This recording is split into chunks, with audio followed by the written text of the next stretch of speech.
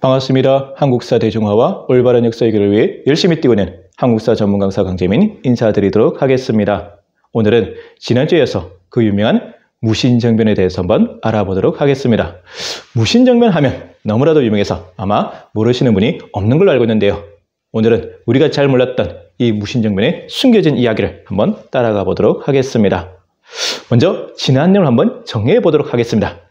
묘청의 서경천도 운동 또는 묘청의 난이라고 불리는 이 사건은 너무나도 유명한 사건이죠. 고려사 전체에서 가장 중요하고 또 시험에도 자주 출제되는 출제빈도 1위, 제가 잘 정리해 둬야 된다고 강조해서 말씀드렸습니다. 그래서 지금 다시 한번 복습해 보도록 하겠습니다. 먼저 출제 포인트 두 가지가 있었죠. 첫 번째는 바로 묘청의 주장 세 가지였습니다. 여러분 기억나십니까? 첫 번째 바로 서경천도, 두 번째 칭제 권원, 세 번째는 바로 금나라 정벌이었죠.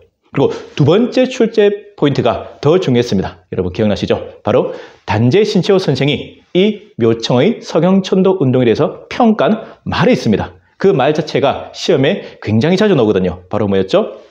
조선 역사상 1000년 내 제일 대사건, 즉 조선 역사상 1000년 동안 가장 큰 사건이 바로 이 묘청의 서경천도 운동이라고 평가하셨던 그 말 잘 기억해 두셨으면 좋겠습니다.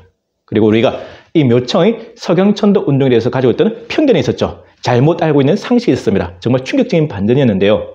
우리는 당연히 이 단재 신채호 선생이 묘청을 좋아하고 묘청을 안타깝게 죽였다 이렇게 생각하고 있지만 실제로는 아니었죠. 바로 윤관 장군의 아들 윤원이의 죽음을 안타깝게 죽였다. 즉 이 묘청이 광망된 행동, 즉 미치고 망령된 행동으로 갑자기 난을 일으켜서 이 윤원이 같은 사람이 희생당한 것을 안타깝게 여겼다. 그래서 단재 신채호 선생님이 좋아하는 사람은 묘청이 아니라 오히려 묘청을 싫어했었죠. 진짜 좋아했던 사람은 바로 윤원이었다.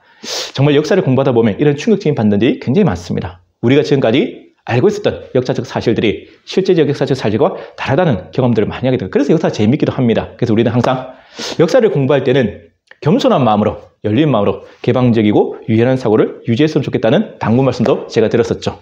자, 오늘 드디어 묘청의 서경천도 운동에 이어서 그 유명한 무신정변에 대해서 한번 알아보도록 하겠습니다. 무신정변, 모르시는 분이 없죠. 그리고 서기 1170년에 일어납니다. 딱 고려 전기와 후기를 나누는 그 분수령이 되는 딱 중간에 위치한 굉장히 중요한 사건입니다. 그리고 이 무신정변이 일어난 이유를 많은 분들은 잘 알고 계시죠. 여러분 학창시절 때 배웠던 기억 되새겨 보십시오. 뭐라고 배웠죠? 무신들에 대한 차별대립이 일어났다. 즉 무신들에 대한 차별대립이 일어났다. 이렇게 알고 있죠. 물론 틀린 말은 아닌데 이게 전부는 아닙니다. 이 무신정변이 일어난 원인, 배경에는 굉장히 복잡하고 근본적인 이유들이 뒤섞였거든요. 그래서 오늘은 그 이유, 그 배경을 한번 따라가 보도록 하겠습니다. 먼저 고려 전기 문불귀족 사회가 이제 흔들리기 시작합니다. 일단 이자개민을 계기로 고려 중기 문불귀족 사회가 동요되기 시작하고 거기다가 뒤이어서 1135년 묘청의 서경천도 운동이 일어나게 되면서 안 그래도 흔들리기 시작한 이 문불귀족 사회가 결정적으로 몰락하고 쇠퇴하는 계기가 되게 됩니다. 자, 그러면서 이 지배층 내부의 분열과 대립이 가속화되고 정치적 혼란은 가중되는 상황에서 민생은 뒷전에 빠집니다. 그러니까 민생이 파탄에 빠지게 되죠. 이러한 위기를 당시 왕이었던 인종이 잘 수습해야 되는데 인종이 제대로 수습을 못하고 이 묘청의 난을 진압했던 토벌대장이 있었죠. 당시 최고의 정치적 실권자였던 삼국사기의 저자 김부식도 이러한 위기를 제대로 수습하지 못하고 오히려 자신의 기득권에 집착하는 모습만 보여지게 됩니다. 그러니 이런 모순들이 쌓이고 이런 위기가 결국 고조되다가 결국 뭐가 터지겠습니까? 무신정변이 터질 수밖에 없었던 겁니다. 이 무신정변이 일어났을 때의 왕이 누구냐? 바로 그 유명한 의종입니다. 의종은 솔직히 여러 가지 드라마에서 많이 그려지는데 별명이 고려판 연산군입니다. 고려판 연산군. 그런 말 단 거 아니겠습니까? 굉장히 심각한 하자가 많았다. 술 먹고 놀고 사치와 향에 빠졌던 문제 많은 폭군의 이미지로 그려지거든요. 아무튼 의종은 고려시대 왕들 중에서 가장 문제가 많은 왕인데 물론 반론도 있습니다. 다수설은 그렇지만 일부 학자들은 의종을 너무 그렇게 극단적으로 비하하지 말자. 의종에게도 좋은 점이 있다. 의종의 그런 개혁성 이런 것도 있다고 하는 주장도 있고 연구 활동도 있지만 아직까지는 이 의종하면 고려판 연산군으로 이렇게 기록되고 있는 것이죠.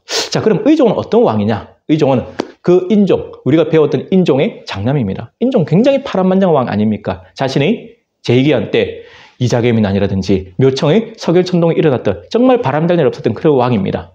그 인종의 장남이 바로 의종인데 이 의종은 태자 때부터 문제가 많았던 것 같아요. 왜냐하면 그 어머니였던 모후가 얘는 문제가 많으니까 다른 아들로 바꾸자고 할 정도면 부모가 보기에도 문제가 많았던 왕, 그게 의종인데 물론 결국에는 이제 뭐 장남 우선이 돼서 결국 왕이 되는 데는 성공하지만 왕이 된 다음에도 굉장히 많은 문제를 일으키게 됩니다. 일단 정치를 제대로 못해요.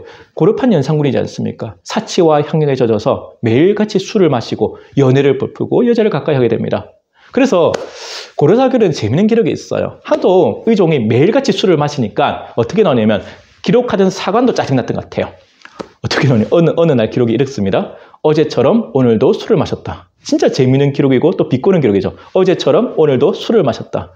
그게 바로 의종의 모습이었던 것이죠. 그러다 보니까 국고가 당연히 탕진될 수밖에 없고 국고가 탕진되니까 재정이 부족하잖아요. 그러니까 관료들이나 귀족들의 재산을 뺏어가게 됩니다. 그걸로도 부족하니까 나중에는 일반 백성들의 재산까지도 뺏어가니 이 원성은 하늘을 찌르죠. 나라가 아니다. 나라가 개판 5분 전까지 떨어지게 됩니다. 정말 막가파왕이 등장하게 된 것이죠. 정말 심각합니다. 그렇지 않습니까? 게다가 이 의종은 태자 때부터 문벌 귀족 정치에 대한 불만이 굉장히 강했다. 내가 왕이 되면 문벌 귀족들을 때려눕히고 왕권을 강화했다. 이러한 목표를 세웠던 것 같아요. 실제로 의종은 왕이 되자마자 강력한 왕권 강화책을 추진해야 되는데 당연히 왕으로서 왕권 강화를 추진하는 그 방향은 옳았는데 문제는 그 방법이 잘못되었습니다. 어떤 방법이냐면 굉장히 비정상적인 국정 운영 형태를 보여줘야 됩니다. 독재자들이 빠지기 쉬운 함정, 바로 소수의 측근 정치죠. 이 소수의 측근 정치는 뭐냐면 시스템에 의한 정치를 하지 않고 소수의 측근들을 자신의 친위 세력을 키워서 그들과 함께 그 소수가 국정을 운영하고 권력을 독점하는 형태를 말하거든요. 이것은 당장은 당연히 왕권이 강화됩니다. 당장은 왕권이 강화되지만 결국에는 이 시스템에 의하지 않고 이렇게 측근 정치를 하게 되면 그 모순점이 결국 터져서 골마서 언젠가는 큰 패단을 낳게 되고 큰 사고를 치게 됩니다. 그게 바로 무신정변의 또 하나의 배경이 되는 거죠. 이 의종의 잘못된 왕권 강화체, 바로 소수의 측근 정치, 이게 결국 또 하나의 무신정변의 배경이 될 수밖에 없는 것이죠. 그러면 의종은 어떤 측근들을 키웠느냐? 한 세 그룹이 있습니다. 첫째는 내시, 두 번째는 황관, 마지막으로 소수의 무장계급들, 즉 무신세력들을 키우게 되거든요.